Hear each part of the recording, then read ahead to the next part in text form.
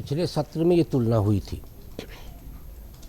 जब प्रियंका जी बोली थी तो ये तुलना हुई थी कि प्रियंका जी राहुल गांधी जी से बहुत अच्छा प्रेजेंट करती हैं सदन के अंदर, और उसमें ये माना गया था कि प्रियंका जी एक कदम आगे हैं राहुल गांधी जी से। इस बार हालांकि प्रियंका जी का कोई प्रेजेंटेशन नहीं हुआ सदन के अंदर, इस बार पूरा प्रेजेंटेशन राहुल गांधी का था। लेकिन जो लगातार देखने में मिल रहा है उसमें सबसे बड़ी चिंता ये है कि सदन को हाईजैक करने की जो प्रवृत्ति है वो बढ़ती जा रही है। चुनिंदा सांसद जो हैं वो पूरे सदन को टेक ओवर कर लेते हैं, और उसमें उन सांसदों के सामने बड़ी समस्या आती है जो इस प्रतीक्षा में रहते हैं कि हमें मौका मिलेगा और हम अपने क्षेत्र की बात रखें। और मुझे लगता है उन जनता के साथ भी यही छल हो रहा है कि जो अपने सांसद से ये उम्मीद रखते हैं कि सत्र शुरू हो रहा है वो जाके हमारे क्षेत्र की बात रखेंगे। तो यहाँ पे जो पूरी पॉलिटिक्स है वो दो चीज़ों पे चल रही है, ड्रामा और हंगामा। तो सदन के अंदर ड्रामा होता है, फिर सदन के अंदर और सड़क तक दोनों जगह हंगामा होता है। ये एक लगातार ट्रेंड बनता जा रहा है जो मुझे लगता है कि स्वस्थ संसदीय प्रणाली के लिए बिल्कुल ठीक नहीं है। अब इस बजट सत्र की हम बात करें तो सत्ता और विपक्ष में यदि आप देखेंगे, तुलना करेंगे तो कोई किसी से कमतर होने की स्थिति में नहीं था। विपक्ष भी अपनी तरीके से कोशिश कर रहा था कि हम आगे दिखें, तो सत्ता पक्ष के भी कुछ लोग ये दिखाने का प्रयास कर रहे थे कि हम कैसे पीछे रहेंगे। उन सबको जानते हैं सांसदों को कौन कैसा, लेकिन सबसे जो कहना चाहिए कि खतरनाक स्थितियां थी वो थी स्पीकर का स्टेटमेंट। मैं तो उसको मानता हूँ। स्पीकर की तरफ से ये कहना कि बहुत ही अप्रत्याशित घटना हो सकती थी, ये मुझे जानकारी मिली। एक होता है मुझे आशंका थी और एक होता है जानकारी मिली। स्पीकर को इस बात की जानकारी यदि थी कि प्रधानमंत्री जी यदि आएंगे सदन के अंदर और यदि उस समय पर वो बोलने के लिए उपस्थित होंगे तो कुछ अप्रत्याशित हो सकता था।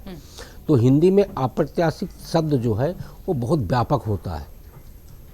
तो स्पीकर साहब की पहली जिम्मेदारी ये होती है कि वो इस बात की तफ्तीश कराएं, इस बात की जांच कराएं कि जो जानकारी उनको मिली थी वो जानकारी कितनी सही थी, क्योंकि वो जो पूरा संसद परिसर है उसके मालिक स्पीकर होते हैं, उसके सरकार वही होते हैं।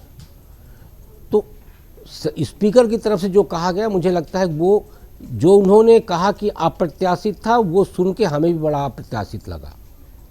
लेकिन निशिकांत दुबे जी की भी जो भूमिका थी वो भी ठीक नहीं लगी संसदीय मर्यादा के अनुरूप। जहाँ तक राहुल जी की बात है, राहुल जी की कथन पे टिप्पणी इसलिए नहीं की जा सकती कि टिप्पणी कहाँ से शुरू करें और कहाँ पे ख़त्म करें। राहुल जी जिस पोर्शन को लेके आए नरवणे जी की किताब का, तो यहाँ सब लोग रिपोर्टिंग किए हुए लोग हैं। मैं अपना अनुभव ये बताता हूँ कि हम लोग जब प्रेस कॉन्फ्रेंस में जाते हैं प्रतीक्षा जी, तो वहाँ करीब 50 पत्रकार होते हैं और संबोधन करने वाला एक व्यक्ति होता है। लेकिन जब आप 10 अखबार दूसरे दिन उठाएंगे तो हर अखबार की हेडलाइन और इंट्रो आपको अलग मिलेगा। तो जो भाव निकाला गया नरवणे जी की किताब का, वो भाव उन्होंने अपने तरीके से निकाला एज एक रिपोर्टर। तो उन्होंने वो 4 लाइन निकाला कि 8:15 से 10:10। अरे भाई, जो हम प्रक्रिया जानते हैं, जो हम सरकार को कवर किए हैं, जो 8:15 से 10:30 का पीरियड आपने निकाला और कहा कि यहाँ से कहा गया कि आप जो ठीक लगे वो आप करो। 8:15 से 10:30 के बीच में इमरजेंसी मीटिंग हुई होगी, जो एक प्रक्रिया होती है, और उसमें तय किया गया होगा कि आज जो परिस्थितियाँ ज़मीनी वहाँ पे हैं डोकलाम में, उस स्थिति में हमें क्या करना चाहिए। हमें अंतर्राष्ट्रीय रिश्तों का भी ध्यान रखना है, हमें संयुक्त राष्ट्र का भी ध्यान रखना है, और हमें भारत की प्रतिष्ठा का भी ध्यान रखना है। इस बीच डिप्लोमेटिक टास्क भी हुई हाँ, बातचीत भी होती है, कूटनीतिक बातचीत भी होती है। तो ये जो 8:15 से 10:30 के बीच का जो टाइमिंग है, तो पता चला जनरल नरवणे का फोन आता और इधर से कह दिया जाता कि आप जो ठीक समझे हो करें। तो प्रश्न यही उठता कि क्या भारत के पास इतनी समझ नहीं है कि हमें भी चीन के साथ युद्ध लड़ना है, क्या परिस्थितियां करना है, दुनिया के साथ हमारे क्या रिलेशन होंगे। देखिए, प्रश्न तो दोनों तरह से खड़े होंगे। तो इसलिए मुझे लगता है ये प्रश्न खड़ा करने की बजाय, क्योंकि आप सत्ता में रह चुके हैं, तो सत्ता में रहते हुए आपको ये अनुभव होना चाहिए कि हमें कहाँ पे प्रश्न करना चाहिए। तो मेरा मानना ये है कि विपक्ष की जिम्मेदारी और अधिकार दोनों है कि सत्ता पक्ष से सवाल करे, लेकिन विपक्ष को इस बात का भी ध्यान रखना चाहिए कि वो सवालों के घेरे में ना आए, क्योंकि विपक्ष का सवाल तब पुष्ट होगा जब वो सवालों के घेरे में नहीं आएगा। फिर जो जकड़न के ट्रेड डील पे बात की जा रही है, जो उन्होंने ग्रिप का बताया, तो मैं लेफ्ट पार्टी कवर करता था।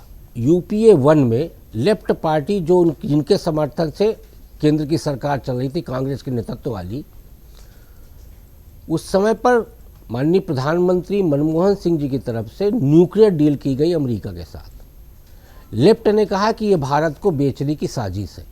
कांग्रेस सरकार भारत को बेचना चाहती है अमेरिका को, और कांग्रेस कह रही थी और सरकार कह रही थी कि नहीं, ये न्यूक्लियर डील भारत के लिए फायदेमंद साबित होगा। तो जो पार्टी अपनी सरकार को अमेरिका के साथ डील करने के लिए दांव पे लगा चुकी हो, वो क्या आरोप लगा रही है? और वो यदि कह रही है कि अमेरिका जकड़ लिया है इसलिए डील हो रही है, तो प्रश्न फिर यहाँ पे ये भी खड़ा होता है कि क्या 2008 में मनमोहन सिंह की गर्दन को अमेरिका ने जकड़ लिया था जिसके लिए आपने न्यूक्लियर डील किया? तो मैं सिर्फ यही कहूँगा कि सत्ता पक्ष से सवाल करिए, लेकिन आप खुद सवालों से न घिरे, इस बात का विपक्ष को ध्यान रखें। अगर आप ये वीडियो YouTube पर देख रहे हैं तो हमारे चैनल को सब्सक्राइब कर बेल आइकन दबाएं, और Facebook पर देख रहे हैं तो हमारे पेज को लाइक करें।